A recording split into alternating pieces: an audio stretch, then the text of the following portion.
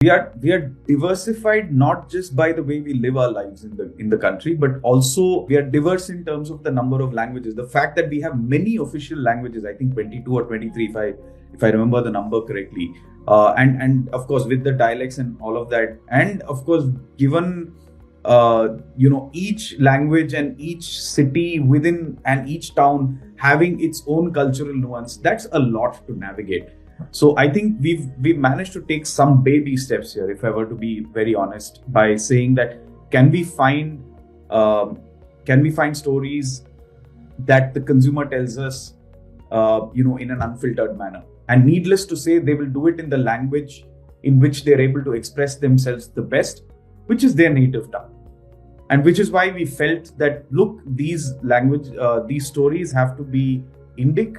And we've tried to, again, develop over a period of time chops in being able to speak to our customer directly in local languages. So not just by way of, let's say, communication and advertising, but also by way of what we try and do with them on a day-to-day basis.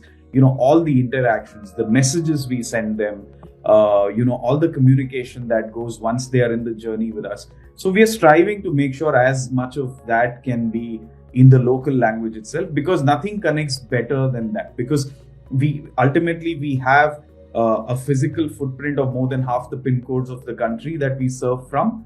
And needless to say that, a lot of the local, flavor is absolutely important. It's just that we keep asking ourselves whether have we understood it so well that we know when we are crafting it, it's indeed insightful.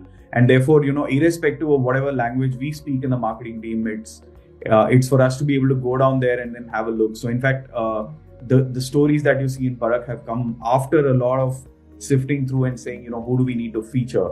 And we've kind of done that as a team together. So we've actually sat down, gone and met customers, understood what their story was, and then figured, hey, maybe these are some of the stories that we could say in wave one. So it's a lot of hard labor that's gone in, but I think there is no shortcut to understanding the cultural nuance. I mean, one could of course navigate their way around language and kind of use digital tools, etc., and AI, but I think that would not beat the basic understanding that one would get from having an interaction with the person, and that's always more valuable. So yeah, I mean, Indic is going to be a way of life for us.